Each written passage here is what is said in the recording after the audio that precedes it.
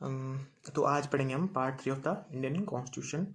और लास्ट हमने पढ़ा था सीसी एक्ट तक, है ना, that is citizenship amendment act 2024। इसमें बोला था कि जो नॉन मुस्लिम्स है वो सिटीजनशिप ऑफ इंडिया के लिए अप्लाई कर सकते हैं जो जो 31 दिसंबर 2024 से पहले एंटर किए थे, है ना। 2024 नहीं, सॉरी, 2014 से पहले, 2014 से पहले एंटर किए थे, और जो पाकिस्तान, अफगानिस्तान और बांग्लादेश से हैं, जो नॉन मुस्लिम्स हैं ना। तो यहाँ तक पढ़ा था हमने। उसके बाद हम पढ़ेंगे आज फंडामेंटल राइट्स, और उसके आगे पढ़ेंगे फंडामेंटल राइट्स के बारे में साथ साथ पढ़ेंगे और डीपीएसपी। आई होप कि मैं दोनों के दोनों पार्ट इस वीडियो में कवर कर पाऊँ। अच्छा, हम पहले पढ़ेंगे फंडामेंटल राइट्स। फंडामेंटल राइट्स पहले तो ये है, और फंडामेंटल राइट्स हम लिए हैं यूएसए से, है ना। तो ये हमने बोरो किए हैं यूएसए से, जो आपको याद होना चाहिए। और फंडामेंटल राइट्स को और क्या बोला जाता है कॉन्स्टिट्यूशन में? इनको बोला जाता है Magna carta of Indian constitution of Indian constitution. और ये आते किस पार्ट में? पार्ट 3 है हमारा, अभी हम पार्ट 3 पढ़ रहे हैं, और ये चलेंगे आपके 12 से लेके 35 तक, आर्टिकल 12 से लेके 35 तक। इतना आपको पता होना चाहिए। और अच्छा, इसके बाद क्या है? फंडामेंटल राइट्स क्या है? ऐसे हैं जो एनफोर्सेबल और जस्टिसेबल है। तो फंडामेंटल राइट्स क्या है? अगर फंडामेंटल जो राइट्स है उनका वॉयलेट कोई करता है तो हम उसको लेके डायरेक्ट सुप्रीम कोर्ट जा सकते हैं, डायरेक्ट। और ये किस आर्टिकल के अंडर जाएंगे? वो आर्टिकल 32 के अंडर जाएंगे हम। और हाई कोर्ट जाएंगे हम, एचसी के पास जाएंगे, आर्टिकल 226। This is important. अगर फंडामेंटल राइट्स का कोई वॉयलेट करता है, कोई भी आपके फंडामेंटल राइट का हनन करता है, वेदर इट्स स्टेट और वेदर इंडिविजुअल, तो आप फंडामेंटल राइट्स को एनफोर्स कराने के लिए या जस्टिस पाने के लिए आप सीधा सीधा सुप्रीम कोर्ट और हाई कोर्ट जा सकते हो अंडर दीज आर्टिकल्स, है ना। अच्छा, ये है मेन जो प्रोटेक्टर है फंडामेंटल राइट का, वो है आपका सुप्रीम कोर्ट ही मेन प्रोटेक्टर है आपका फंडामेंटल राइट का, बस इतना। और ये एनफोर्सेबल है और आपके जस्टिसेबल है। दोनों हाई कोर्ट और सुप्रीम कोर्ट दोनों ये काम कर रही है ना। तो इसमें इंपॉर्टेंट क्या है? एक तो ये क्या है? एनफोर्सेबल है, और दूसरे क्या है? जस्टिसेबल है। That's it, this is very important. ये आपको पता होना चाहिए, ये लागू भी किया जाएगा और इनके ऊपर आपको न्याय भी मिलेगा। अच्छा, डेफिनेट जो स्टार्टिंग होती है फंडामेंटल राइट की, वो होती है आपकी आर्टिकल 12 से। आर्टिकल 12 में पहले तो ऐसा है, इंट्रोडक्शन, इसके बारे में इंट्रोडक्शन है फंडामेंटल राइट्स के बारे में। और इसमें बोला गया है कि स्टेट कौन है, कौन, मतलब स्टेट के बारे में बताया गया है कि स्टेट क्या है? गवर्नमेंट है, पार्लियामेंट है ऑफ इंडिया है, गवर्नमेंट ऑफ द स्टेट्स है, यानी कि आपका लेजिस्लेचर है, और ऑल लोकल लेवल पे जो है जो भी चीज़ें हैं, that is come under the government of India. और अथॉरिटी, ऐसी अथॉरिटीज जो भी with in the territory of India आती है, और किसके कंट्रोल के नीचे आती है? गवर्नमेंट ऑफ इंडिया के अंडर आती है, ये वो है स्टेट है। तो स्टेट आपका क्या क्या है? स्टेट बहुत सारा है, जैसे आपका गवर्नमेंट है, अच्छा फिर क्या है? पार्लियामेंट है। यहाँ मैंने स्टेट को डिफाइन किया कि स्टेट है क्या। उसके बाद पार्लियामेंट ऑफ इंडिया है, and the government of state है, और लेजिस्लेचर है आपका, यानी कि विधानसभा और विधान परिषद जो भी है, और आपका लोकल लेवल पे जो भी है, लोकल और अदर अथॉरिटीज है with in the territory of India. और ये सब किसके अंदर? और ये with in the territory of India,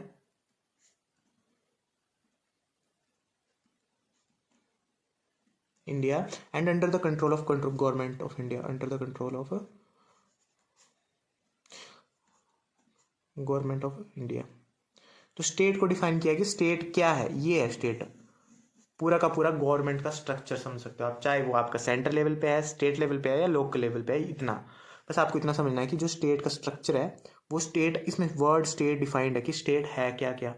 अच्छा, ये हो गया 12। तो आर्टिकल 12 में क्या है? Definition of the fundamental right है, डेफिनेशन है। मैं सीधा बोलूँगा कि यहाँ पे डेफिनेशन है, और डेफिनेशन किसके बारे में? कि स्टेट क्या है, वो है बस। अच्छा, उसके बाद आर्टिकल 13 आ गया आपका। देखो आर्टिकल 13 क्या बोलता है कि जो भी टेरिटरी है उसमें हम, आर्टिकल बोलता है कि जो फंडामेंटल राइट्स है वो पूरे के पूरे टेरिटरी ऑफ इंडिया पे लगेगा। और दूसरी बात, और स्टेट दैट इज दिस, मैंने आपको डिफाइन किया ना, स्टेट ये है, तो स्टेट ये है, तो स्टेट ऐसा कोई लॉ नहीं बना सकता, can not make such law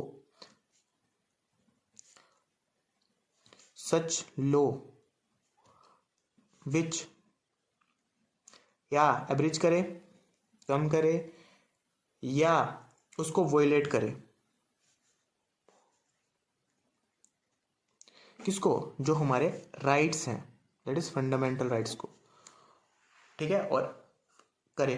तो आर्टिकल 13 ना, उसका आर्टिकल 13 उसको देख रहा है, तो मतलब वॉच कर रहा है, वॉच आउट कर रहा है कि भाई स्टेट ऐसा कुछ भी लॉ नहीं बना सकता जो फंडामेंटल राइट को वोलेट करे या एब्रिज करे यानी कि कम करे या वोलेट करे, मतलब उसका उल्लंघन करे। और अगर अगर करता है तो कौन बैठा है? Supreme court, under the judicial review.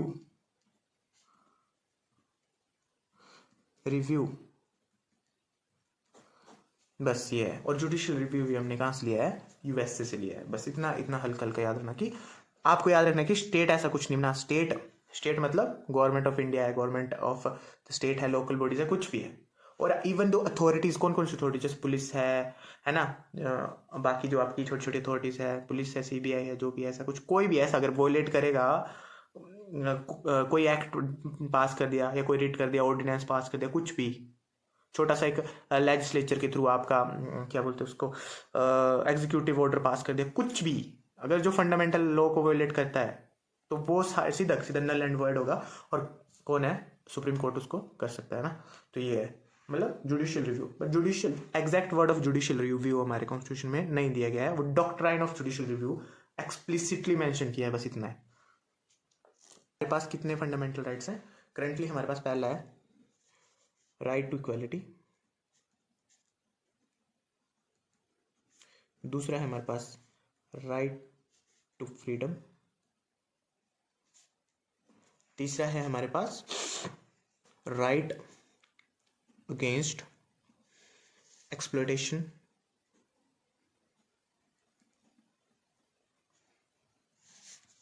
चौथा है हमारे पास right to freedom of religion, उसके बाद है हमारे पास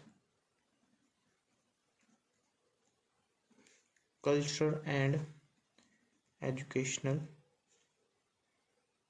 राइट, सिक्स्थ है हमारे पास दैट इज कॉन्स्टिट्यूशनल रेमेडीज।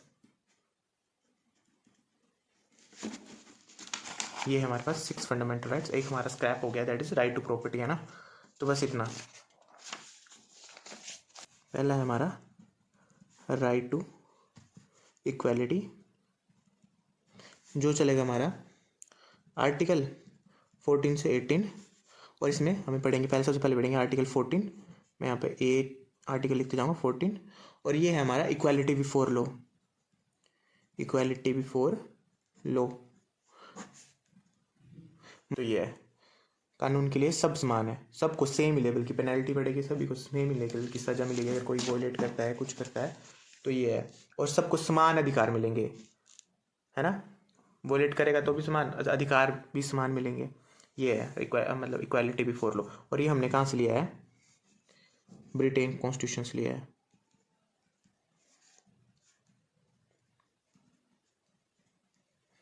बस ये सब समान है,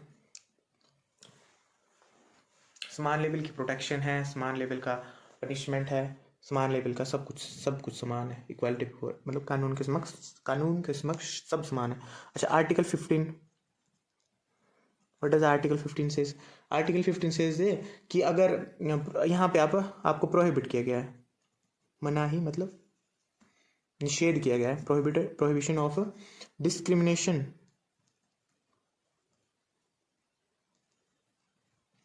on groups of religion, race, caste, sex और प्लेस ऑफ बर्थ। तो मतलब आपको कोई भी धर्म, जाति, लिंग और जन्म के आधार पर आपके ऊपर कोई भी आपको डिस्क्रिमिनेट नहीं कर सकता, कोई भी आपका शोषण नहीं कर सकता। बस ये इसमें ये है। देखो मेन याद करने की जरूरत है, बस इतना ही याद करना है इसमें हमने, क्योंकि डायरेक्ट क्वेश्चन आएगा कि भाई इक्वालिटी बिफोर लॉ किस आर्टिकल के अंडर है ना। या आपका शोषण के विरुद्ध नहीं, मैं बोलूँगा कि धर्म, जाति, लिंग के आधार पर शोषण के विरुद्ध प्रोहिबिशन, निषेध किस आर्टिकल के अंडर है। तो ये है। अच्छा, उसके बाद है equality in equal number of opportunity. Equality of opportunity in matters of public employment. बात है पब्लिक एम्प्लॉयमेंट में। तो पब्लिक एम्प्लॉयमेंट में क्या है कि आपको इक्वल नंबर ऑफ अपॉर्चुनिटी दी जाएगी। पब्लिक एम्प्लॉयमेंट समझते हो ना, गवर्नमेंट जॉब, बस इतना।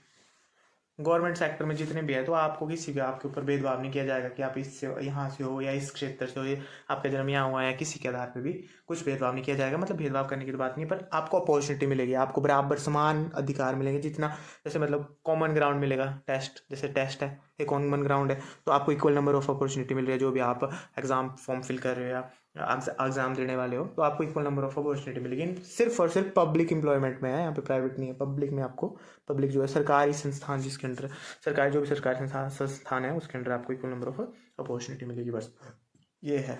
अच्छा, उसके बाद आर्टिकल 17 एबलिशन ऑफ अनटचेबिलिटी।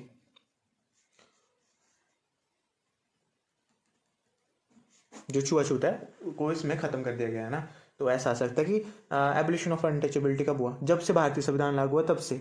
बस ये इसमें इतना याद रखने का। मैच द फॉलोइंग में कहीं क्वेश्चन आ गया तो वो है। अच्छा, उसके बाद आर्टिकल 18 क्या बोलता है, आपका जो एबलिशन ऑफ टाइटल्स है, उपाधियों का अंत है। बस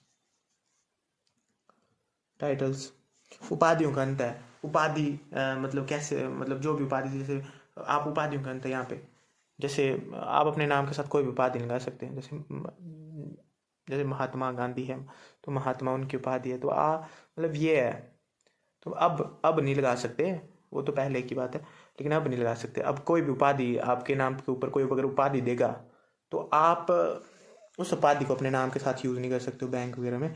लेकिन स्पेशल केसेस है, एक आपका पीएचडी, अगर आपने पीएचडी करी हुई है, और दूसरा आपका फोर्सेज, आर्म फोर्सेज में, जैसे गवर्नर है, जनरल है, गवर्नर नहीं सॉरी, जो आपका लेफ्टिनेंट है, कैप्टन है, वो लगा सकते हो अपने नाम के आगे, बट रेस्ट ऑफ द कोई नहीं लगा सकता है ना। बस इतना सा याद रखना चाहिए आपको। पीएचडी में डॉक्टर लगा सकते हो आप, वहाँ पे लगाना अलाउड है। एक आपका आर्म्ड में, एक आपका पीएचडी होल्डर हो आप, तब आपके साथ डॉक्टर लगेगा, बस वो दो। बाकी सब में उपाधियों का अंत है, आप अपने आगे कोई भी उपाधि नहीं लगा सकते। अच्छा, ये हो गया। अच्छा, इसको याद कैसे करना है, देखो आपको सबसे पहले तो आपको पता होना चाहिए 14 से 18 में है इतना कि राइट टू इक्वालिटी है। 14 से 18 में आपको पहले याद करना है 17 वेरी वेरी इंपॉर्टेंट है। 17 आपको ऐसे याद रखना कि 17 जो है आपका अनटचेबिलिटी के बारे में बोलता है। 18 आपको याद रह जाएगा क्योंकि ये लास्ट है। 14 से 18 चलेगा। 14 भी आपको याद रह जाना चाहिए क्योंकि राइट टू आपका इक्वालिटी बिफोर लॉ है। अच्छा, उसके बाद 17 अनटचेबिलिटी याद रखना है आपने, और 18 आपने याद रखना है। 18 आपने रखना अब्लिशन ऑफ टाइटल, क्योंकि ये लास्ट है। 14 आपको फर्स्ट याद रह जाएगा, लास्ट भी आपको याद रह जाएगा। फर्स्ट है आपका जो 14 है, जो फर्स्ट है राइट टू इक्वालिटी का, वो है आपका इक्वालिटी बिफोर लॉ। 17 आपको याद करना पड़ेगा, दैट इज अनटचेबिलिटी, और 18 आपको याद रह जाएगा एबोलिशन ऑफ टाइटल्स। बच्चे बीच के दो। तो ऊपर याद रखना है आपने, ऊपर याद रखना है कि आपके साथ डिस्क्रिमिनेशन नहीं हो सकता किसी भी प्रकार से, है ना। शोषण नहीं किया जा सकता, ऐसे याद रखना कि इक्वालिटी है तो आपका शोषण नहीं होगा।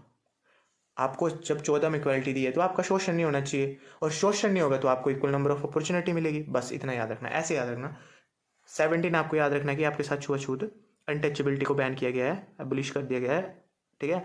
और उसके नीचे आपको 18 तो याद रह ही जाएगा, 14 आपको याद ही है। तो बच्चा क्या आपके साथ, आपको इक्वालिटी बिफोर लॉ है, आपके साथ कानून आपके साथ समान है, तो आपको याद रखना है कि कानून समान है तो मेरे साथ कोई भी डिस्क्रिमिनेशन नहीं हो सकता, और डिस्क्रिमिनेशन नहीं होगा तो मेरे को इक्वल नंबर ऑफ अपॉर्चुनिटी मिलेगी। बस इतना ऐसे याद रख लेना इसको, बस यही है इसको याद करने की ट्रिक। बाकी कोई ट्रिक मेरे पास है नहीं, आप अपनी ट्रिक बना सकते हो, वो बात की बात है। अच्छा, राइट टू फ्रीडम, अब अगला आ गया राइट टू फ्रीडम, जो चलता है 19 से 22 ये। अच्छा, राइट टू फ्रीडम में क्या है? राइट टू फ्रीडम में आपको पहले से थोड़ा सा आर्टिकल 19 जो है इसमें आपका आर्टिकल जो 19 है वो क्या बोलता है? आर्टिकल 19 जो है वो आपको प्रोटेक्शन देता है of certain rights regarding the freedom of speech. तो आर्टिकल 19 में क्या होता है? Freedom of speech, freedom of, article 19 में क्या है? फ्रीडम ऑफ स्पीच है, आपको बोलने का अधिकार है, ठीक है ये। अच्छा, protection of certain rights regarding the freedom of speech etcetera, और इसके अंदर ना बहुत सारे राइट्स हैं आपके, एक राइट नहीं है। फ्रीडम ऑफ स्पीच तो चलो एक राइट हो गया, पर मेन राइट है। अच्छा, उसमें क्या है? इसमें क्या है ना, बहुत सारे हैं इसमें, ऑल जो सिटीजन के पास राइट है, जो सिटीजन के पास सारे बहुत सारे राइट्स हैं, जैसे सारे सिटीजन के पास जितने भी सिटीजन ऑफ इंडिया है, क्योंकि ये टेरिटरी जो फंडामेंटल राइट है वो पूरा का पूरा इंडियन टेरिटरी पे लगेगा, टेरिटरीज ऑफ इंडिया में लगेगा। तो यहाँ पे क्या है? पहला राइट, जैसे इसमें ना सब सेक्शंस है, जैसे ए सेक्शन है, बी है, इसी हिसाब से याद करना, ABC है, D है, फिर E है, F है, फिर G है ना। तो ऐसे ऐसे याद करने ये वाले सेक्शन, और यहीं तक ही है बस। अच्छा, मैं आपको समझाता हूँ कि कैसे याद करने। पहले मैं फटाफट लिख लेता हूँ कि यहाँ पे जो है, यहाँ पे आपका फ्रीडम है, freedom of speech and expression, freedom of speech and expression, freedom of speech and expression है। फ्रीडम यहाँ पे आपके पास to assemble peacefully and without arm, to assemble peacefully and without arm, उसके बाद है टू फॉर्म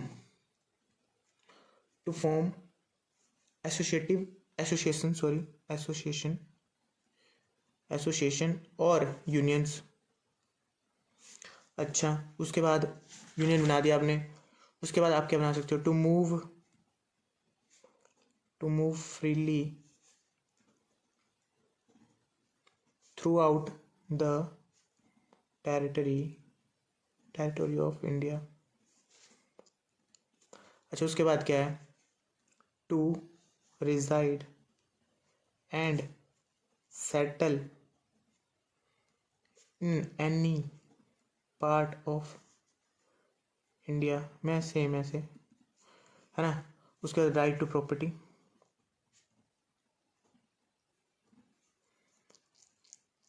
है ना। उसके बाद आपका टू प्रैक्टिस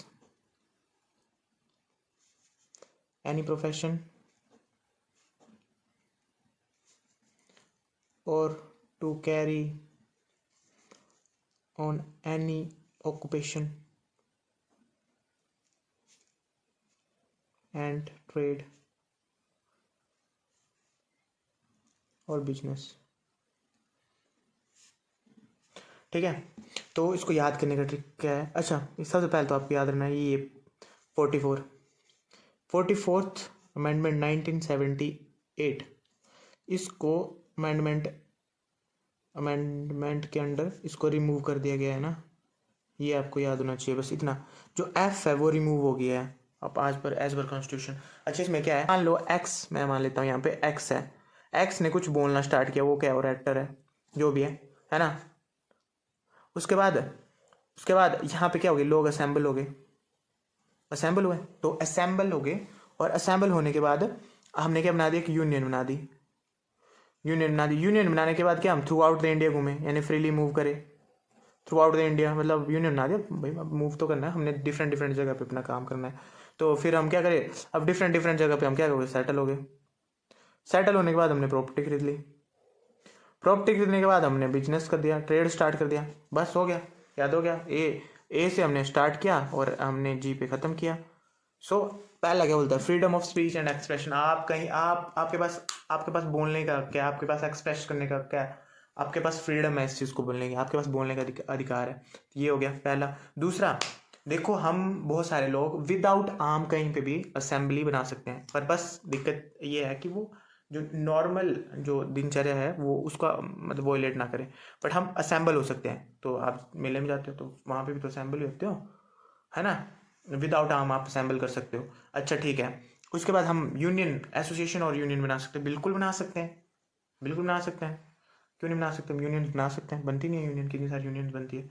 तो ये है। उसके बाद हम अच्छा थ्रू आउट द इंडियन घूम फ्रीली मूव कर सकते हैं, बिल्कुल मूव कर सकते हैं। घूमने जाते हैं तो कहीं through out the India, territory of the India move कर रहे हैं, है ना। उसके बाद हम किसी भी पार्ट में सेटल हो सकते हैं, बिल्कुल सेटल हो सकते हैं। बिजनेस करने जाते हैं या कुछ काम करने जाते हैं तो वहाँ पे भी सेटल होते हैं। पढ़ने जाते हैं तो सेटल कुछ टाइम के लिए सेटल होते हैं, लेकिन फर्दर आपकी इच्छा है वो तो सेटल होना नहीं होना, पर सेटल हो सकते हैं, ऐसा कुछ नहीं। अच्छा उसके बाद यहाँ पे ना राइट टू प्रॉपर्टी जो है रिमूव कर दिया गया है, जो कि आपका 44th amendment 1978, very very important है। और ये आपका आर्टिकल 31 जो हमें आगे पढ़ेंगे वो भी इसी अमेंडमेंट के अंडर रिमूव है। तो दो आर्टिकल्स यहाँ पे, एक तो राइट टू फ्रीडम में से प्रॉपर्टी यहाँ से रिमूव किया गया था, दैट इज आर्टिकल एफ। याद रखना ABCDEF, ये पेपर में आता है क्वेश्चन, यहीं से आएगा। और ये पूरा का पूरा ये सेक्शन किस आर्टिकल के किस सब सेक्शन में, सब क्लोज में, मतलब आर्टिकल के किस क्लोज में ये है। तो राइट टू प्रॉपर्टी यहाँ पे आ गया। अच्छा उसके बाद क्या है, हम कहीं भी जाएंगे हम कुछ भी प्रोफेशन एक्सेप्ट कर सकते हैं, बिल्कुल कर सकते हैं। और ट्रेड भी कर सकते हैं, बिजनेस भी कर सकते हैं। तो बस ये, तो पहले मैं एक्स मान लेता हूँ, कोई बंदा है, उसने बोलना स्टार्ट किया, बोलने से वहाँ पे लोग इकट्ठा हो गए, भीड़ इकट्ठा हो गई। भीड़ इकट्ठा होने के बाद वहाँ पे उन्होंने क्या बना दिया, यूनियन बना दी, और फिर वो सारे इंडिया में चले गए, फ्रीली मूव कर दिए।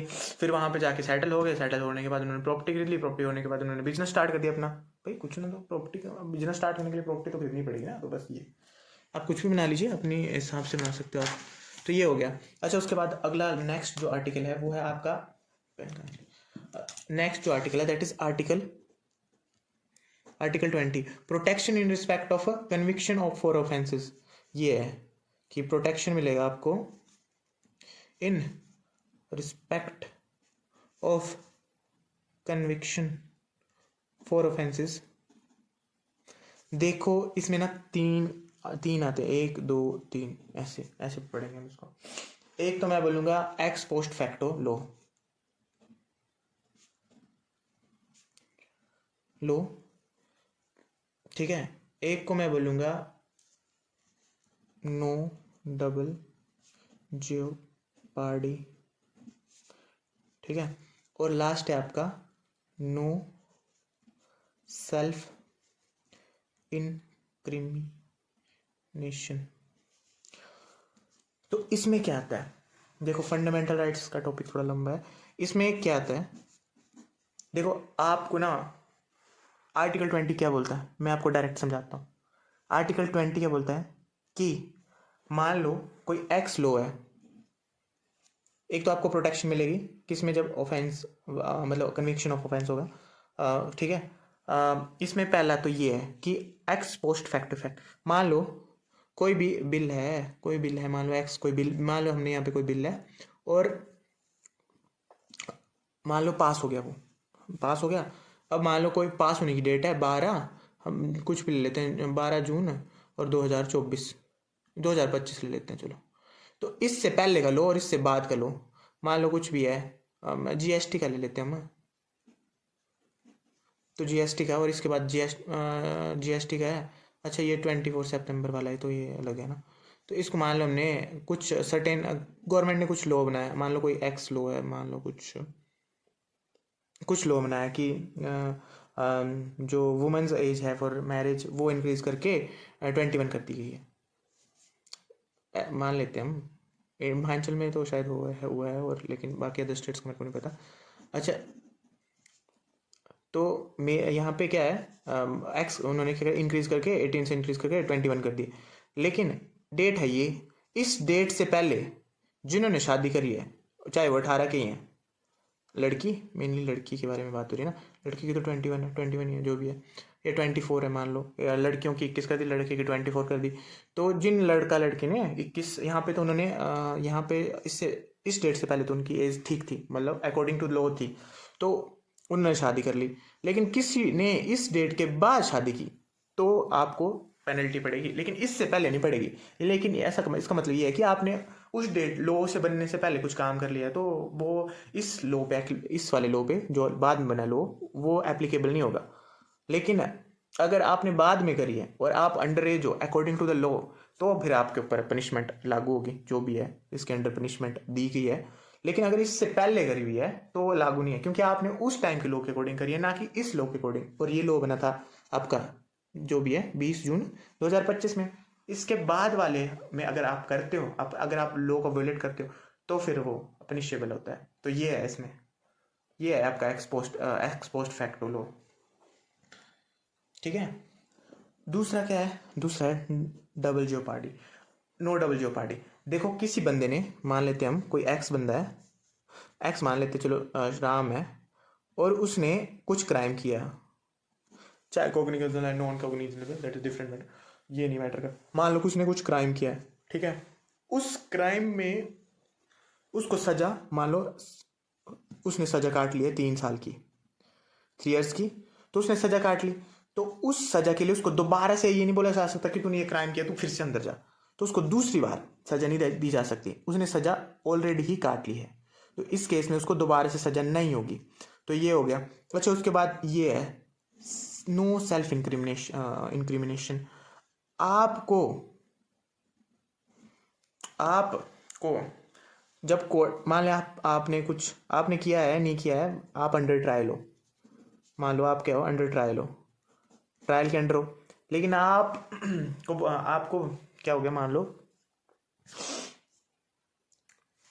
आपको बोला जाता है, आपको कोर्ट पेश किया जाता है, कोर्ट पर आपको चुप रहने का अधिकार है, आप चुप रह सकते हो उधर, आप अपने अगेंस्ट गवाही नहीं दे सकते हो, जबरदस्ती नहीं दिला सकता आपसे कोई कि आपने ही क्राइम किया, आप एडमिट करो तो करो, आप नहीं कर सकते एडमिट, आपको आपकी इच्छा है वहां पे, आपको राइट टू रिमेन साइलेंट, बस ये है, आप अपने अगेंस्ट नहीं बोल सकते हो, आपकी इच्छा नहीं है तो इसमें बोलते हैं कि no person accused of any offence shall be compelled to be witnessed against himself. तो आप खुद के अगेंस्ट बोलो, ये कंपल्सरी नहीं, आपको नहीं बोलना पड़ता उधर, वो आपकी इच्छा है। आर्टिकल आपका है आर्टिकल 21। आर्टिकल 21 क्या है? Right to protection of life, and personal liberty. अच्छा, मैं एक चीज बताना भूल गया आपको, यहाँ पे ना जो आर्टिकल 19 है, यहाँ पे ठीक है, यहाँ पे इंक्लूड किया गया है right to information, that is article 19A के अंदर है ना। अच्छा, इसमें ना एक और चीज है, फ्रीडम ऑफ प्रेस।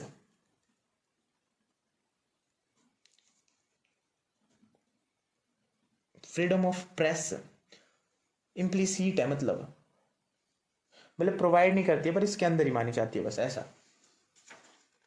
है ना। फ्रीडम ऑफ प्रेस, बस इतना है। फ्रीडम ऑफ प्रेस दी नहीं है, बट इम्प्लिसिट है, मतलब मानी जाती है, इसमें ही है।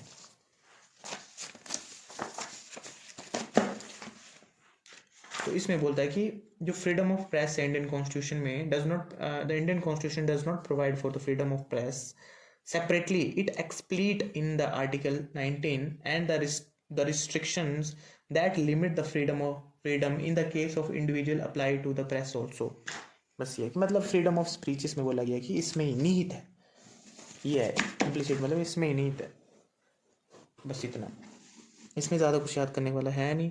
अच्छा, ये बता दिया मैंने आपको। राइट टू इन्फॉर्मेशन भी आर्टिकल 19 में ही है ना, 19A में ही है।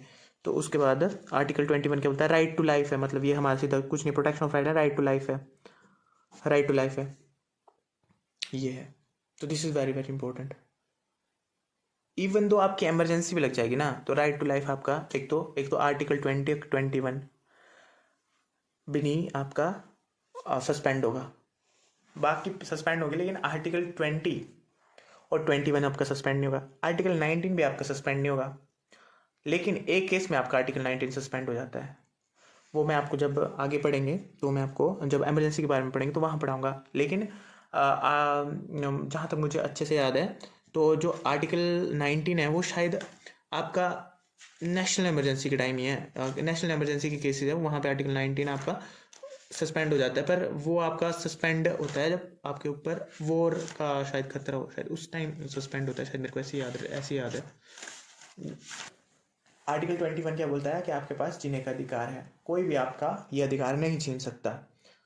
अभी क्या क्या है इसमें एक आप ना अपने आर्टिकल 21 का अगर आपका हनन होता है तो आप क्या कर सकते हो, आप डायरेक्ट और डायरेक्ट हबिस कॉर्पस जो कि रिट पढ़ेंगे हम उधर आपको इसको ले सकते हो, है ना। तो जुडिशियल जो रिट है आप हबिस कॉर्पस इसके अंडर आर्टिकल 21 के अंडर ले सकते हैं। आपके पास दो आर्टिकल मैंने बताए थे, that is article 32 and 226, that is high court के लिए। और इसमें अच्छा इसमें और क्या है, आर्टिकल राइट टू लाइफ सिर्फ इसके बारे में थोड़ा ना है। राइट टू लाइफ में जो आर्टिकल 21 में इसमें बहुत सारे और आर्टिकल्स मतलब और राइट्स हैं, जैसे राइट टू हेल्थ है, right to change right to choose your own partner है, राइट टू स्लीप है, राइट टू प्राइवेसी है। तो ऐसे राइट टू प्राइवेसी आ सकता है पेपर में, राइट टू प्राइवेसी किसके अंडर है। अच्छा आजकल जो दिल्ली में जो पोल्यूशन की वजह से चला है तो आपके पास राइट टू हेल्थ भी है। तो बहुत इसमें इन बहुत सारे और भी राइट्स हैं छोटे छोटे, तो मतलब ये है राइट टू प्राइवेसी इसके अंडर आता है, आपके आर्टिकल 21 के अंडर आता है। तो दिस इज इंपॉर्टेंट कि राइट टू प्राइवेसी किसके अंडर आता है, तो आर्टिकल 1 इसके अंदर आता है।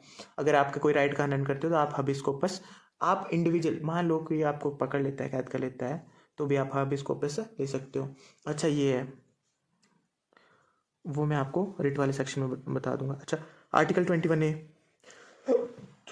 आर्टिकल 21 बोलता है right to education. Right to education और राइट टू एजुकेशन में आपका सबसे सीधा आपको पता होना चाहिए, ये जो 86 अमेंडमेंट एक्ट ए लिखूंगा मैं, 86 अमेंडमेंट एक्ट 2002 के अंडर ये इंट्रोड्यूस किया गया था, है ना। और आपको यहाँ पे क्या बोला, free and compulsory education for 6 to 14 years children, है ना। ये है फ्री एंड कंपल्सरी एजुकेशन, है ना। तो ये है चिल्ड्रन के लिए, बच्चों के लिए, ये यहाँ पे क्या है एजुकेशन है चिल्ड्रंस के लिए, चिल्ड्रन के लिए ये। अच्छा उसके बाद राइट टू एजुकेशन जो एक्ट आया था वो आया था 2009 में ये, और ये लागू हो गया था 2010 में, दैट इज़ 1 अप्रैल जो आपका ईयर स्टार्ट होता है, जब आपका सेशन स्टार्ट हुआ है तो उस टाइम से राइट टू एजुकेशन आपका लागू हो गया था 2010 से, है ना। तो ये इसमें ये इंपॉर्टेंट है, एनएक्ट हुआ था 2009 में और आपका पूरी तरह से जब इम्प्लीमेंट हो गया था 2010 में। अच्छा ये है उसके बाद आर्टिकल 22, आर्टिकल 22 वेरी इंटरेस्टिंग भी, ये बहुत इंपॉर्टेंट है, सबको जानना चाहिए मेरे हिसाब से। प्रोटेक्शन, तो ये है protection against arrest and detention in certain cases.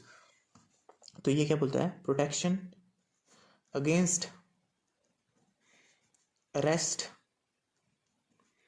And detention in certain cases, ठीक है। तो यहाँ पे मैं 3 ले लूँगा और तीसरे के अंदर बहुत सारे और भी हैं, और चार ले लेते हैं ऐसे समझने के लिए। मान लो कोई एक्स पर्सन है, उसको उसको ना पुलिस ऐसे अरेस्ट नहीं कर सकती। पुलिस को पहले इन्फॉर्म करना पड़ेगा एक्स पर्सन को अरेस्ट करने के लिए, इसको इन्फॉर्म करना पड़ेगा कि तेरे को इसलिए इस कारण की वजह से तेरे को अरेस्ट किया जा रहा है। दूसरा, अगर उसको अरेस्ट कर लिया जाता है और उसको ना और उसको डिटेन कर दिया जाता है, तो उसको ना 24 आवर्स के अंदर उसको नियर मैजिस्ट्रेट के पास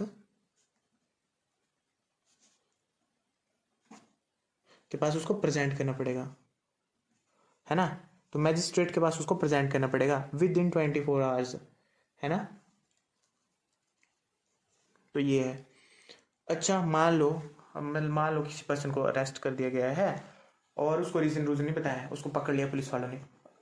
आप अपनी इस रिट का इस्तेमाल कर सकते हो, पुलिस वालों ने पकड़ लिया उसको, बिना वजह के गिरफ्तार कर लिया और उसको डाला हुआ है जेल में, और उसको मैजिस्ट्रेट के पास भी पेश नहीं किया है, और 24 आवर्स भी इनके से ज़्यादा हो गया है, और आपको सब कुछ आपके पर आप उसको आज़ाद कर नहीं पा रहे हो, तो आप सीधा हार्बिस कॉर्पस का रिट लेके सीधा आप जा सकते हो न्यायालय और बोल सकते हो कि भाई इन्होंने इसको इलीगली डिटेन करके रखा है और इतना टाइम हो गया है। तो सुप्रीम कोर्ट सीधा खड़काएगी दरवाजा, बोलेगी भाई लाओ भाई क्यों करके रखा है, क्यों पकड़ के रखा है, बंदे को पेश करो मेरे सामने। तो ये है। अच्छा यहाँ पे क्या बोलता है कि आर्टिकल ये जो 3rd क्लोज है ना, यहाँ पे पहला ये बोलता है कि नथिंग, मतलब ऐसा nothing in close 1 and 2 shall apply. अब कहाँ पे अप्लाई, पहला और दूसरा क्लोज कहाँ पे अप्लाई नहीं होगा, यहाँ पे दो क्लोज आएंगे, ये दो दो क्लोज आएंगे यहाँ पे छोटे, तो यहाँ पे कब ये लागू नहीं होंगे, जब पहला और दूसरा नहीं लागू होगा। एक तो वो एनिमी एनिमी है एलियन है, कुछ भी बोल लो, ठीक है, और उसको प्रिवेंटिव डिटेंशन के अंडर डाला गया है।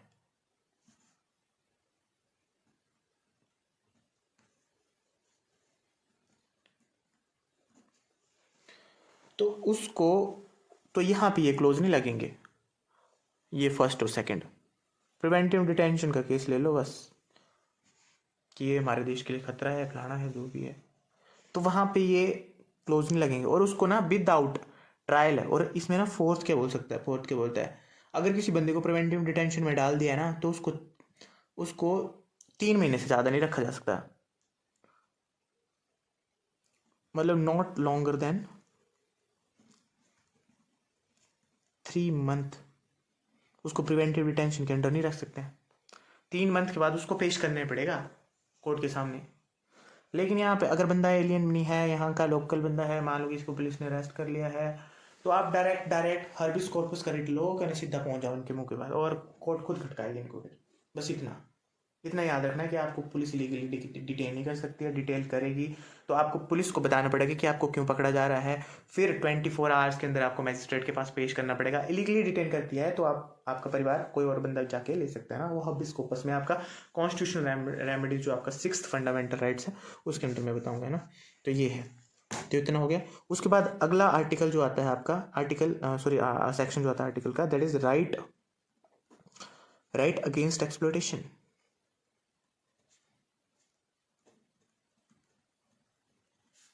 Right against exploitation, article 23 to 24। अच्छा, इसमें ज़्यादा कुछ नहीं है, आपको याद रखना है। आर्टिकल 23 बोलता है कि आपका prohibition of human traffic beings and force labour, आपको ज़बरदस्ती आपको बंधुआ मजदूरी नहीं कराई जा सकती आपके साथ, और ह्यूमन ट्रैफिकिंग नहीं कराई जा सकती है। बस इसमें इतना है कि आपके साथ बंधुआ मजदूरी नहीं कराई जा सकती है, मतलब आपके पास फोर्स लेबर, आपको ज़बरदस्ती नहीं बोल सकते कि आप लेबर करो, मतलब काम करो, कोई भी फोर्सफुली नहीं कराया जा सकता आपसे। तो यहाँ पे क्या है, प्रोहिबिशन है। एक तो आपका ह्यूमन ट्रैफिकिंग नहीं होनी चाहिए, of traffic in human beings,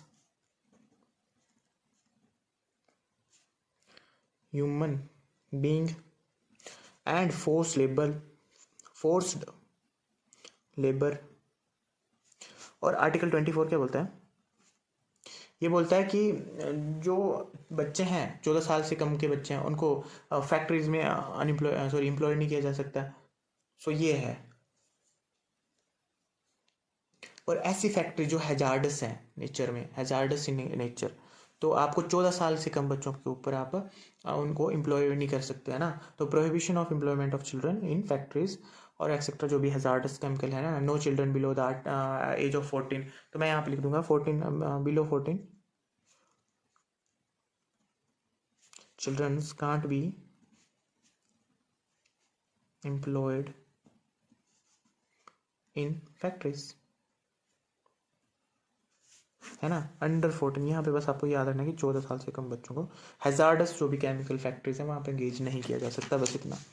अच्छा, उसके बाद आगे आपका right to freedom of religion, that is article 25 to 28। तो ये right to freedom of religion पढ़ रहे हैं।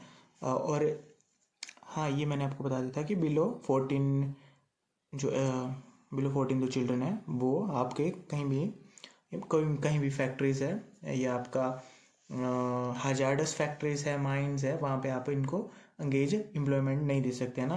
एंगेज नहीं दे सकते, क्यों नहीं दे सकते, देखो क्योंकि इसीलिए नहीं दे सकते हैं, मुझे एक चीज़ यहाँ पे बतानी थी कि क्योंकि इसलिए नहीं दे सकते हैं क्योंकि हमने आर्टिकल 21A में क्या इंश्योर किया है कि चिल्ड्रंस को 6 से 14 साल के बच्चों को क्या चाहिए, एजुकेशन प्रोवाइड करनी है ना।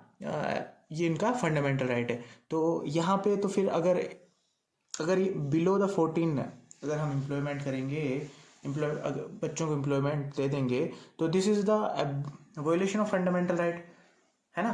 तो कैसे फंडामेंटल राइट खुद का इवोल्यूशन कर सकते हैं ना, तो that's why below 14 year children जो है उनको एम्प्लॉय नहीं कर सकते हैं, चाहे वो किसी में भी हो, फैक्ट्रीज है, हजार्डस फैक्ट्री है, माइनिंग है ना। तो ये मेरे को बताना था एक डिफरेंस जो और मेरे को नज़र में था। अच्छा, उसके बाद हम पढ़ रहे थे कि right to freedom of the religion. अच्छा, फ्रीडम ऑफ रिलीजन में हमें ज़्यादा कुछ ऐसा खास याद करने वाला है नहीं, इसमें माड़ा याद रखना है कि थोड़ा याद रखना है कि क्या है। आर्टिकल 25 क्या बोलता है कि आपको फ्रीडम है। फ्रीडम किस फ्रीडम है? Freedom of conscience and free profession, practice and propagation of religion, है ना। आपको फ्रीडम है, आप चाहे, आपका मन क्या बोलता है कि आप किसकी पूजा करोगे, कौन सा रिलीजन फॉलो करोगे, आपका क्या मन करता है कि आप किसी भी की पूजा कर सकते हो, जो आपकी अंतरात्मा आवाज़ देती है आप वो भी फॉलो कर सकते हो। अच्छा, उसको प्रोफेस भी कर सकते हो, है ना, और उसके बाद उसको प्रैक्टिस भी कर सकते हो, बिल्कुल कर सकते हो, और उसका प्रचार भी कर सकते हो। तो आपका मन करता है वो आप उसको अपना सकते हो, उसको प्रोफेस भी कर सकते हो, बता भी सकते हो, और उसको प्रैक्टिस भी कर सकते हो, और उसको प्रोपोगेट भी कर सकते हो, यानी कि उसका जो विस्तार है वो भी कर सकते हो। ठीक है, ये हो गया, प्रसार भी कर सकते हो, ये है ना। तो आर्टिकल 26 क्या बोलता है? आर्टिकल 26 क्या बोलता है कि आपको फ्रीडम है to manage the religion affairs. आपके पास फ्रीडम है टू मैनेज जो रिलीजन है, जो आप जिस रिलीजन को फॉलो करते हो, रिलीजियस अफेयर्स। आप कोई धर्म को फॉलो करते हो, ठीक है, इसमें सब क्लोजेज हैं, जैसे ये क्या बोलता है कि आप जो भी रिलीजियस इंस्टीट्यूट है जो आपने बनाए हैं, मंदिर है, मस्जिद है, कुछ है ना, जो भी है, गुरुद्वारा है, आपका चर्च है, तो आप उनके जो रिलीजियस इंस्टीट्यूट हो, आप उनको खुद बना सकते हो और उसको मैनेज भी कर सकते हो, मेंटेन भी कर सकते हो, और चैरिटेबल पर्पस के लिए भी यूज़ कर सकते हो। तो वो सब कुछ आप पे है ना। तो ये है, यानी कि आप जो भी इंस्टीट्यूट हो, मैं छोट लिखूंगा, इंस्टीट्यूट है, उसको आप मैनेज कर सकते हो। अच्छा, मैनेज पहले एस्टेब्लिश कर सकते हो, और मेंटेन भी कर सकते हो, मैनेज भी कर सकते हो, है ना। अच्छा, उसके बाद दूसरा है कि जो आप रिलीजियस अफेयर है, जो भी रिलीजियस अफेयर है, जो मैटर्स है, रिलीजियस मैटर्स है, आपके धर्म, जो जिस रिलीजन को आप फॉलो करते हो उसके, तो उनको भी आप खुद ही मैनेज कर सकते हो। कौन को किसको मैनेज कर सकते हो? आप मैनेज कर सकते हो जो भी मैनेज कर सकते हो, जो भी आपके जो रिलीजियस अफेयर्स हैं उनको भी आप खुद ही मैनेज कर सकते हो। और एक ये हो गया। अच्छा, ठीक है, उसके बाद क्या है? उसके बाद अगला है कि जो आप जिस धर्म को अपनाया है, आपने जिस धर्म को अपनाया है, उसको लेके आप उनको ओन भी कर सकते हो। क्या क्या ओन कर सकते हो? जैसे प्रॉपर्टी है, प्रॉपर्टी कर सकते हो ओन, जो भी है, चाहे वो मूवेबल है या इमूवेबल है, उसको भी आप ओन कर सकते हो, है ना। तो ये हो गया। उसके बाद बट ये जो प्रॉपर्टीज है, ये जो प्रॉपर्टी है, ये according to the law maintain होगी बस। To administer such property in according with law, बस लॉ करेगा इनको, प्रॉपर्टी को एडमिनिस्टर, है ना, बस ये है इसमें। पर यहाँ पे पता है क्या है? यहाँ पे ये जो freedom of right to freedom of religion है, ये एब्सोल्यूट नहीं है, यहाँ पे भी सर्टेन रिस्ट्रिक्शन है। ठीक है, सर्टेन रिस्ट्रिक्शन क्या क्या है? देखो, सर्टेन रिस्ट्रिक्शन है, अगर जैसे पब्लिक ऑर्डर है, फंडामेंटल राइट्स है, FR, ठीक है, उसके बाद आपका हेल्थ है, मोरालिटी है। अगर अगर आपके जो भी रिलीजन है, रुको पहले रिस्ट्रिक्शन, अगर आपका रिलीजन अगर आपका रिलीजन पब्लिक ऑर्डर को डिस्टर्ब कर रहा है, किसी के फंडामेंटल राइट को वायलेट कर रहा है, किसी के हेल्थ को वायलेट कर रहा है, और किसी के मोरालिटी को अगर किसी की मोरालिटी को डिस्टर्ब कर रहा है, तो फिर वहां पे ये सर्टेन रिस्ट्रिक्शन है। तो वहां पे रिस्ट्रिक्शन है, बस आपके मतलब अगेंस्ट नहीं होने चाहिए किसी के, बस यहाँ पे रिस्ट्रिक्शन है फंडामेंटल राइट्स में। बाकी कोई ऐसा खास सॉरी, यहाँ पे रिस्ट्रिक्शन है, बाकी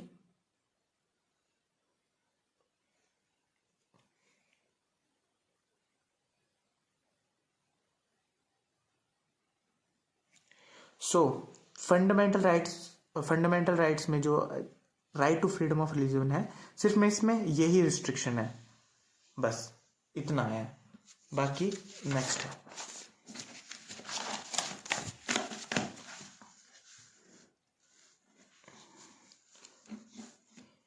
अगला पढ़ेंगे हम आर्टिकल 27। आर्टिकल 27 क्या बोलता है कि जो भी रिलीजन है, जिस भी रिलीजन को आप फॉलो कर रहे हो, चाहे वो कोई भी रिलीजन है, तो उस रिलीजन में टैक्सेशन को एग्जम्प्ट कर लिया गया है, बस। मतलब freedom as to payment of the taxes for the promotion of taxes for any particular religion. मतलब टैक्सेस को एग्जाम्प्ट कर लिया, मतलब यहाँ पे सीधा सीधा याद रखना है कि टैक्सेस को रिलीजियस अफेयर्स में रिलीजियस जो आप करते हो पर्टिकुलर रिलीजन है, उसमें एग्जाम्प्ट कर लिया गया है, बस। क्योंकि इसमें ऐसा है ना, देखो, अब सरकार ने किसी जो रिलीजन को पसंद नहीं करती वहां पे ज्यादा लगा दिया, एक को कम लगा दिया, तो फिर ये तो फंडामेंटल राइट्स का हनन हो गया ना। इसीलिए इसको एग्जाम्प्ट करके रखा है, बस। इसमें आर्टिकल में इतना ही है, freedom as to payment of taxes for the promotion of any particular religion, बस। ये मतलब टैक्स को एग्जाम्प्ट कर लिया गया है रिलीजन में, बस। रिलीजन वाले केसेस में टैक्स को एग्जाम्प्ट करके रखा है, बस। अच्छा, उसके बाद आर्टिकल 28 है। आर्टिकल 28 बोलता है कि freedom as to attend at religious instruction of the religious worship in certain education institute. इसमें क्या है, मान लो इसमें दो केसेस बनते हैं। पहला केस है, मान लेते हैं हम कि कोई इंस्टीट्यूट बनाया है, कोई रिलीजियस इंस्टीट्यूट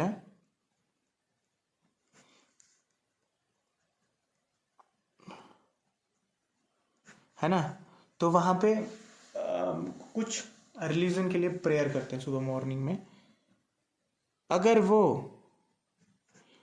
वो स्टेट फंडेड है, अगर स्टेट ने उसको फंड किया है, तो वहां पे ये जरूरी नहीं है कि मैंडेटरी ही होगा, ये मैंडेटरी नहीं है। यहाँ पे अगर चाहे तो फॉलो कर सकते हैं, नहीं चाहे तो नहीं कर सकते। लेकिन केस दूसरा है कि अगर किसी रिलीजन के थ्रू ही एस्टेब्लिश है ना, तो वहां पे आप करवा सकते हो, बट मैंडेटरी तब भी नहीं है। जरूरी नहीं है ना कि जो आप प्रोफेस करते हो, जो आप फॉलो करते हो, वो आपसे जबरदस्ती मतलब जरूरी नहीं है कि अगर कोई किसी चीज को फॉलो करता है तो आप पे भी आप उसको फॉलो करो, तो ये मैंडेटरी नहीं होता है। बस अगर स्टेट फंडेड होता है तो ज्यादा ही मैंडेटरी नहीं होता है, मतलब बस इतना ही है इसमें। आपके पास फ्रीडम है, आप चाहो तो अटेंड करो, नहीं चाहो तो नहीं कर सकते हो, है ना। तो ये आप मतलब मैंडेटरी नहीं कर सकते, कंपलसरी नहीं है कि करना ही करना है। तो यहाँ पे क्या बोलता है, ये बोलता है freedom as to attend attendance at religious instructions of religious worship in certain educational institute.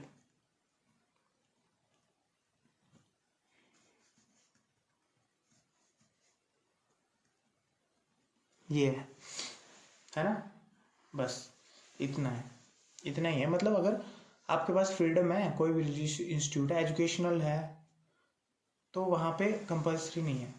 अगर वो स्टेट फंडेड है तो कंपलसरी नहीं है। आपके पास फ्रीडम है, आप चाहे तो फॉलो कर सकते हो, आप चाहे तो नहीं फॉलो कर सकते हो। तो यहाँ पे फ्रीडम दी गई है।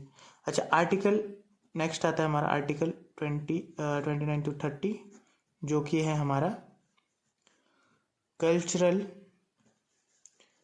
And educational rights. So article 29 क्या बोलता है? Protection of interest of minorities. ठीक है, यहाँ पे ना किसके, जो माइनॉरिटीज है, माइनॉरिटीज जो भी कम्युनिटीज है, उनके प्रोटेक्शन की बात की गई है। और इसमें पहला पॉइंट है कि जो डिस्टिंक्ट, अगर किसी डिस्टिंक्ट लैंग्वेज है ना, स्क्रिप्ट्स है और कल्चर है,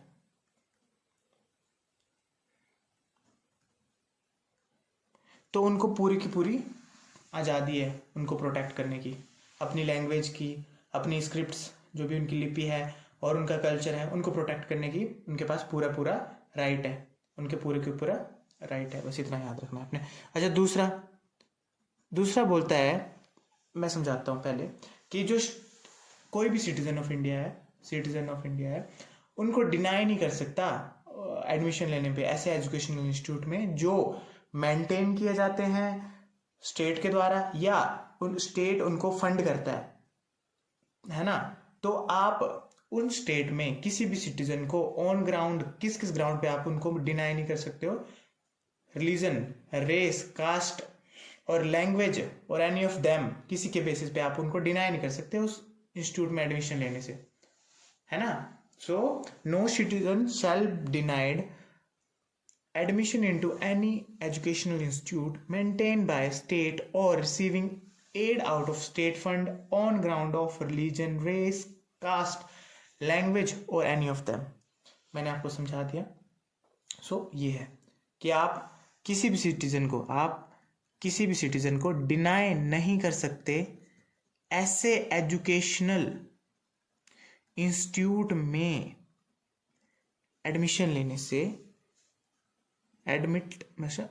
लेने से जो स्टेट फंडेड है या स्टेट द्वारा मेंटेन किए जाते हैं या रन किए जाते हैं on basis of caste, race, language और एनी ऑफ देम। सो ये है आर्टिकल 30 बोलता है कि राइट है किसका? माइनॉरिटीज का ये राइट है कि वो खुद का एजुकेशनल इंस्टीट्यूट एडमिनिस्टर और एस्टेब्लिश कर सकते हैं। कि माइनॉरिटीज का क्या राइट है? Minorities has a right. ये क्या बोलता है कि माइनॉरिटीज के पास राइट है, क्या राइट है उनके पास? वो खुद का एजुकेशनल इंस्टीट्यूट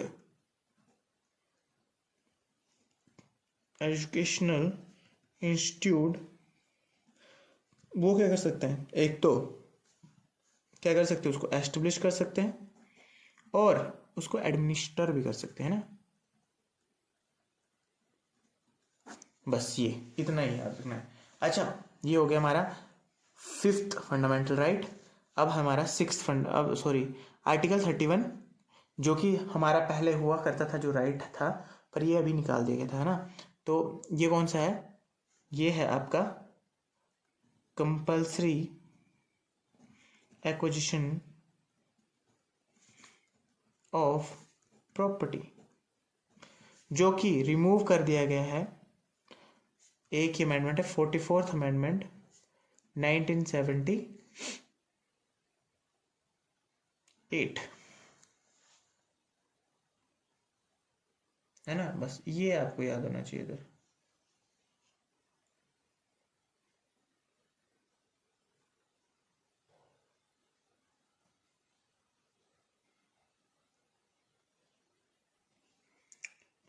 ठीक है।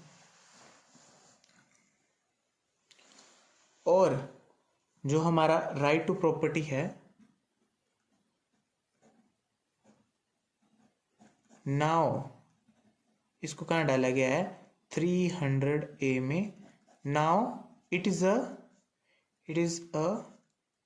Legal right. बस दैट्स इट। सो नेक्स्ट है हमारे पास, नेक्स्ट आर्टिकल है हमारा 32, दैट इज कॉन्स्टिट्यूशनल रेमेडीज। इसके अंदर हमारे पास रिट्स आती हैं और हमारे पास है 5 रिट्स। जब भी हमारा फंडामेंटल राइट का वॉयलेशन होता है तो हम रिट्स का इस्तेमाल कर सकते हैं ना। तो सबसे पहले हम यूज़ करेंगे, सबसे पहले आएगी हबीज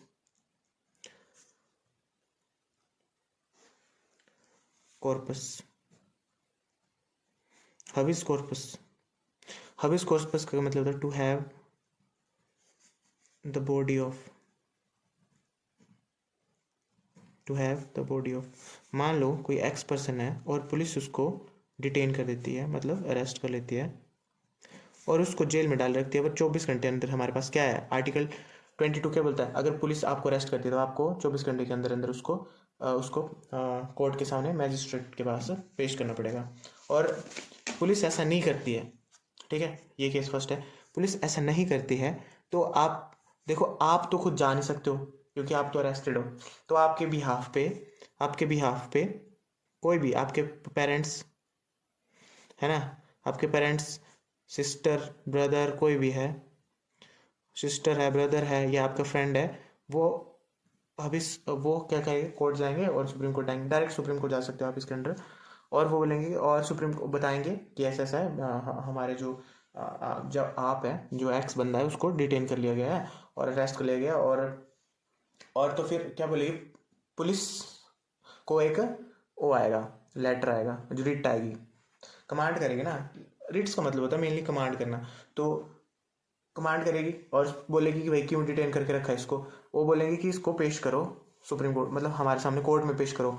अगर अगर सुप्रीम कोर्ट फाइंड करता है कि जो डिटेंशन है वो इलीगल है तो उसको वो क्वैश करेगा और वो रिलीज हो जाएगा बंदा, जो भी बंदा है, दैट इज एक्स बंदा है, एक्स कोई बंदा है और वो रिलीज हो जाएगा। बस इतना है इसमें। हाँ, जो हबिस कॉर्पस है, मान लो सेकंड केस है कि आपका कोई भी नियर बाई बंदा है, कोई भी पड़ोसी है, मान लो नेबर है। अगर नेबर ने आपको बंद पकड़ के रखा हुआ है, मतलब डिटेन करके रखा है, तो भी इसके अगेंस्ट ये रिट ली जा सकती है ना। तो ये वो भी फिर से बुलाएंगे, क्यों अरेस्ट करके रखा है, क्यों अरेस्ट तो नहीं करेंगे, मतलब क्यों पकड़ के रखा भाई। तो लिबर्टी, आपकी लिबर्टी को यहाँ पे क्या किया जा रहा है, वॉयलेट किया जा रहा है बस। तो ये जो हबिस कॉर्पस है ये आता है, ये आप एक तो अगेंस्ट द क्या अथॉरिटीज, जो भी अथॉरिटीज है, गवर्नमेंट अथॉरिटीज है, और अगेंस्ट इंडिविजुअल के अगेंस्ट भी किया जा सकता है। ये पब्लिक और प्राइवेट दोनों के अगेंस्ट लिया जा सकता है। ये क्वेश्चन बनेगा इधर से कि ये किसके अगेंस्ट लिया जा सकता है। क्या ये पब्लिक के अगेंस्ट लिया जा सकता है कि पब्लिक जो ऑफिस है जैसे पुलिस है उसके अगेंस्ट लिया जा सकता है, या इंडिविजुअल के अगेंस्ट लिया जा सकता है, प्राइवेट के लिए अगेंस्ट लिया जा सकता है। तो ये सब के अगेंस्ट लिया जा सकता है ना।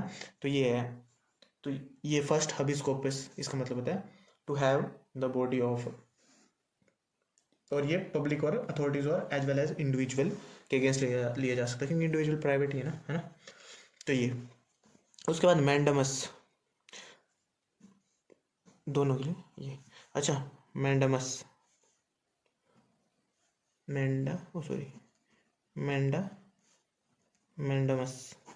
मैंडमस का मतलब होता है वी कमांड। देखो मैंडामस का केस क्या मतलब, केस क्या होता है इसमें, होता है कि मतलब मान लो मैं हूँ, मुझे मुझे क्या चाहिए, मुझे एक अपना बिजनेस स्टार्ट करना है, मुझे कुछ, मैं हूँ, ठीक है, मैं हूँ राम, और मुझे बिजनेस स्टार्ट करना है। तो मैं कहाँ जाऊँगा, मैं जाऊँगा जो भी गवर्नमेंट ऑफिस है, क्योंकि वो मेरे को लाइसेंस देंगे, जो भी है मेरा जो भी लाइसेंस। तो आजकल चलो 2 ही इंडस्ट्रीज़ में लेना रिक्वायर्ड होता है, पर मुझे अप्रूवल चाहिए गवर्नमेंट के, गवर्नमेंट्स के अप्रूवल चाहिए, मुझे कुछ बिजनेस स्टार्ट करना अपना। तो मैं क्या करता हूँ, गवर्नमेंट ऑफिस जाता हूँ, लेकिन वहाँ पे जो बंदा है, जो गवर्नमेंट ऑफिशियल है, वो क्या करता है, वो मना कर देता कि मैं तेरा काम नहीं करूँगा। एंड फॉर एनी रीज़न वो क्या करता है, मना कर देता कि मैं तेरा काम नहीं करूँगा।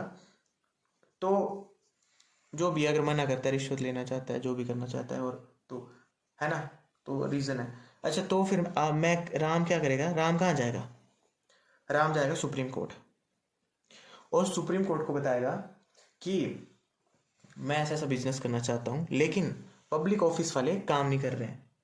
अच्छा, मेरा इसमें कौन से फंडामेंटल राइट कानून हो रहा है इधर, देखो मेरा हो रहा है 19 वाला।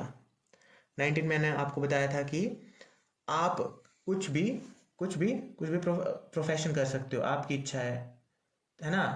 तो मेरा फंडामेंटल राइट्स का वोलेशन हो रहा है, दैट इज कौन सा 19, कौन सा लास्ट वाला, जी, 19 जी का वोलेशन हो रहा है मेरा, क्योंकि मैं बिजनेस करना चाहता हूँ और मेरे को अथॉरिटी जो है काम नहीं कर रही है, मेरा काम नहीं कर रही है।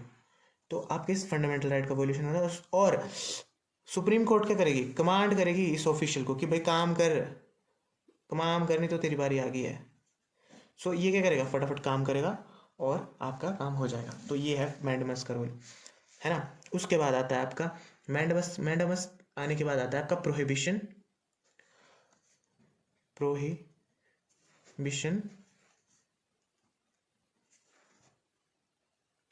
प्रोहिबिशन में क्या है, प्रोहिबिशन का मेन मतलब होता है, मतलब इसमें क्या होता है, ये थोड़ा ना प्रिवेंटिव होता है, प्रिवेंटिव होता है, और ये अगेंस्ट जुडिशियल और क्वाशी जुडिशियल के अगेंस्ट लिया जा सकता है।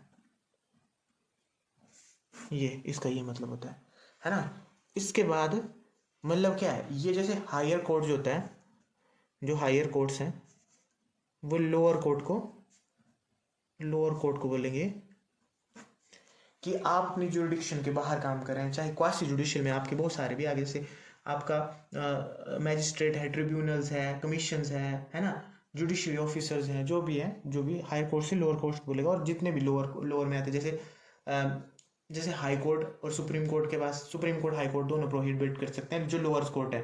और उसके साथ क्या, जो आपके ट्रिब्यूनल्स हैं, स्पेशल ट्रिब्यूनल जैसे एनजीटी आपका ट्रिब्यूनल है ना, उनको भी कर सकते हैं ना, और कमिश्नर्स हैं, कमीशंस है सॉरी, उनको भी कर सकते हैं। अच्छा, इसमें क्या हो, इसमें हम एक केस मानते हैं, कोई लड़का है, एक लड़का है हम एक मान लेते हैं, और इसने क्या करा, इसने एक मर्डर कर लिया, बॉय किल्ड समवन, और ये अभी है 13 ईयर का, है ना।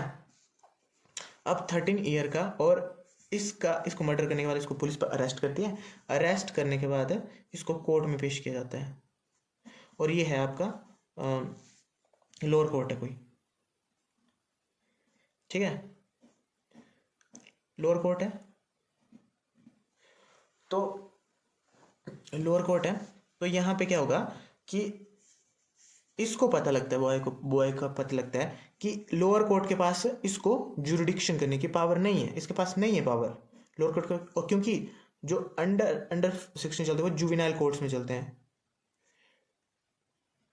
जुवेनाइल कोर्ट में चलते हैं, तो रिस्ट्रिक्शन नहीं है, और इसको पता लगता है, और ये लोअर कोर्ट इसका केस ले रहा होता है, तो ये क्या करता है, ये करता है प्रोहिबिशन रिट लाता है, और कहाँ चल जाता है, एससी के पास चल जाता है। एससी बोलता है भाई आपके पास नहीं है पावर, तो आप कैसे कर रहे हो, तो फिर ये ट्रांसफर कर देंगे, है ना, केस को, बस ये है ना, क्योंकि ये इनकी जुडिक्शन में है ही नहीं, तो ऐसे बोलेगा, प्रोहिबिट करेगा इनको कि आपकी जुडिक्शन में नहीं है, आप कैसे करो इसको, है ना, आप कैसे इस बच्चे को अपने ट्रायल्स में, मतलब ट्रायल्स ले सकते हो इस बच्चे के, जो भी है। है ना। उसके बाद आता है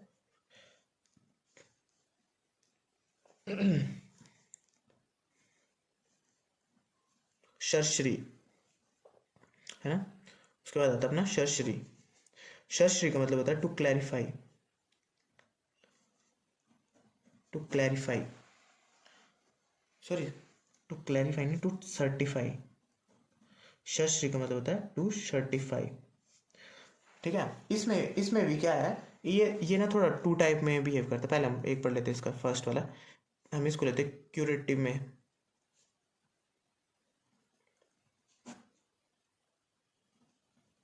क्यूरेटिव में अब क्या हो गया कि सेम वही बच्चा है, यही बॉय है 13 वाला, है ना। सेम इसने वही चीज़ की हुई है और इसको क्या फैसला सुना देते हैं। मान लो इसको कोई XYZ पनिशमेंट मिल गई है और इसको किसने दी है पनिशमेंट, लोअर कोर्ट ने दे दी है, लोअर कोर्ट में। और इसको क्या होता है, इस बॉय को पता लगता है कि भाई मेरा तो केस जो है लोअर कोर्ट में नहीं चलना था, जुवेनाइल कोर्ट में चलना था ना, जुवेनाइल कोर्ट में चलना था।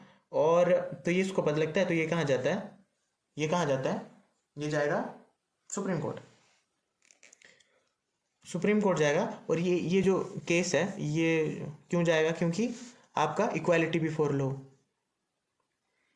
इक्वालिटी बिफोर लॉ आर्टिकल 14 का यहाँ पे वोलेशन हो रहा है और यहाँ पे भी आर्टिकल 14 का वोलेशन हो रहा है इक्वालिटी बिफोर लॉ के कारण, है ना। क्योंकि जो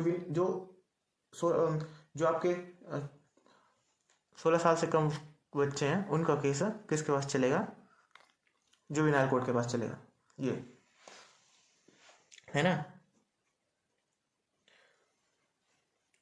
बस इतना।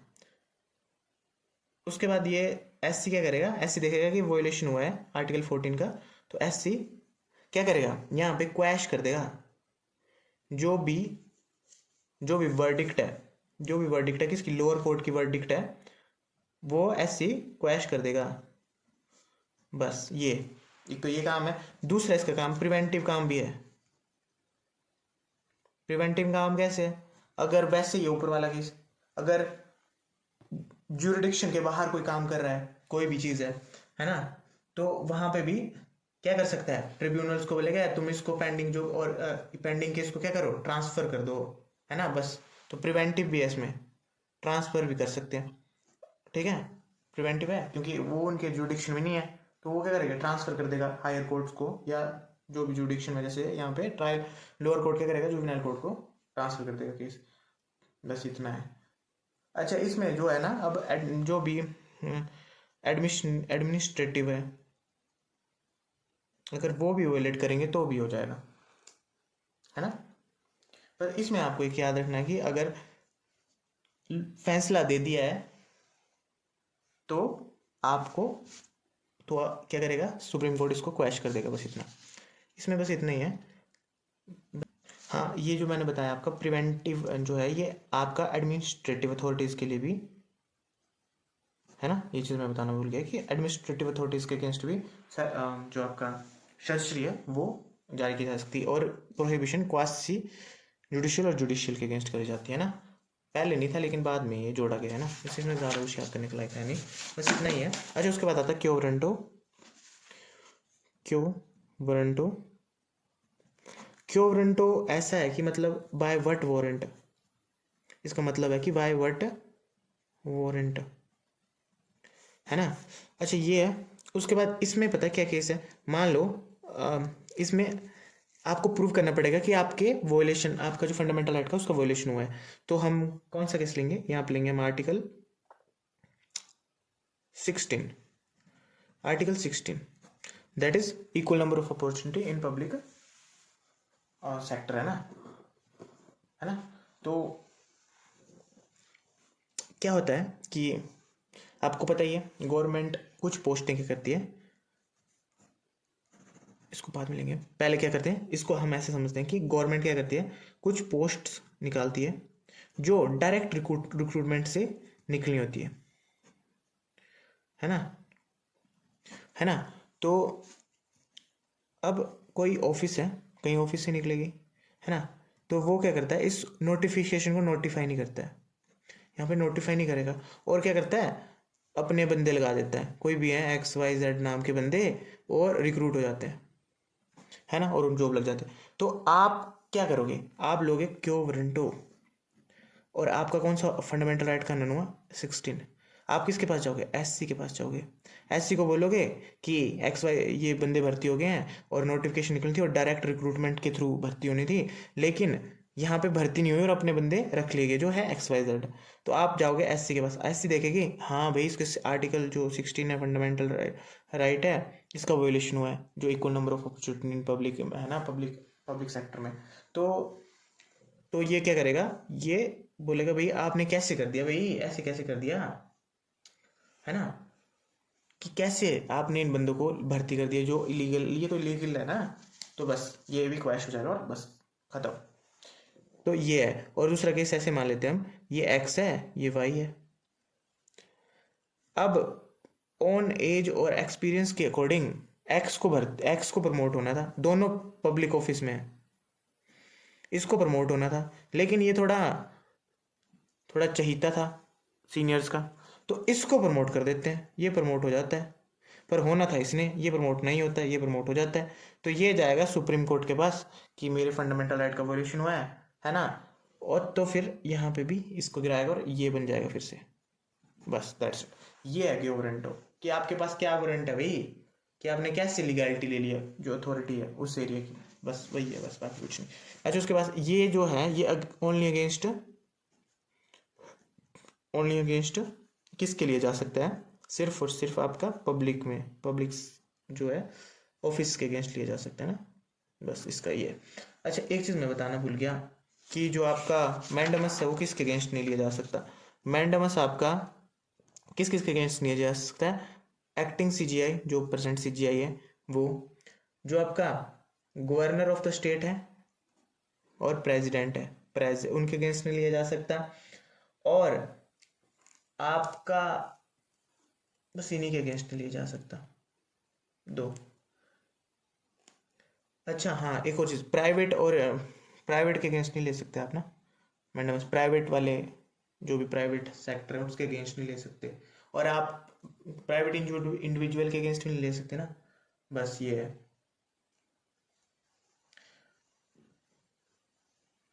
तो ये हमने आज पढ़ लिया। अच्छा, इम्पोर्टेंट फैक्ट, गोल्डन ट्रायंगल किस फंडामेंटल राइट्स को बोला जाता है, तो गोल्डन ट्रायंगल आते हैं आपके article 14, article 19 and article 21, this is golden triangle, बस इतना।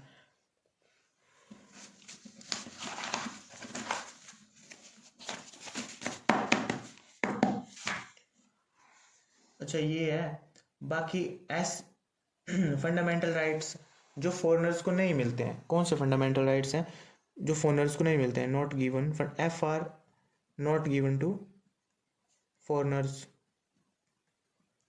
दैट इज आपका आर्टिकल 15, 16, 19, 29 एंड 30, बस ये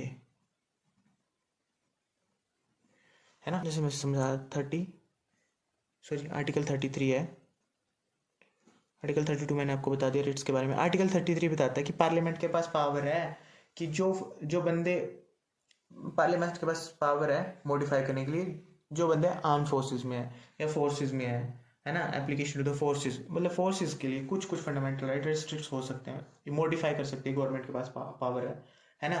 तो ये बस जैसे इसमें बोला है कि the power of the parliament to modify the right conferred by this part in their application to forces के लिए मॉडिफाई कर सकती है गवर्नमेंट के अकॉर्डिंग, है ना। तो फोर्सेस के लिए सम रिस्ट्रिक्शंस हो सकती है ना, फोर्सेस के लिए गवर्नमेंट इन दिस पार्ट क्या कर सकती है, कुछ चीज़ें रिस्ट्रिक्ट करती है, फंडामेंटल राइट्स को रिस्ट्रिक्ट कर सकती है या मॉडिफाई कर सकती है। तो गवर्नमेंट फोर्सेस के लिए गवर्नमेंट क्या कर सकती है, फंडामेंटल FRs को क्या कर सकती है, मॉडिफाई कर सकती है। तो ये आर्टिकल 33। अच्छा, आर्टिकल 34 क्या बोलता है, व्हाट इज आर्टिकल 34 बोलता है, आर्टिकल 34 बोलता है कि जो फंडामेंटल राइट्स को है वो गवर्नमेंट रिस्ट्रिक्ट कर सकती है, किस कर सकती है, जहां पे ऐसा एरिया क्या कर सकती है, पहले तो गवर्नमेंट क्या कर सकती है, रिस्ट्रिक्ट कर सकती है किसको, FR को, जहां पे मार्शल लॉ लागू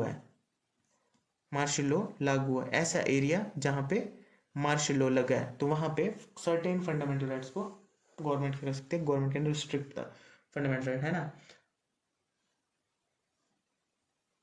अच्छा, आर्टिकल 35 क्या बोलता है? आर्टिकल 35 बोलता है कि legislation to give effect to the provision of this part. बस ये लेजिस्लेशन क्या करेगी? गिव वो देगी, legislation to give effect to the provision of this part. So इसका मतलब है कि जो अगर फंडामेंटल राइट्स में को बनाने की पूरी पावर किसके पास है? पार्लियामेंट के पास है। Legislation to give effects to the provision in this part, है ना, तो किसके पास है? पार्लियामेंट के पास है। बस इतना याद रखना है कि 35 में क्या है, अगर फंडामेंटल रूल्स बनाने हैं तो किसके पास पावर दी गई है? Parliament has the power to make fundamental rule. बस इतना।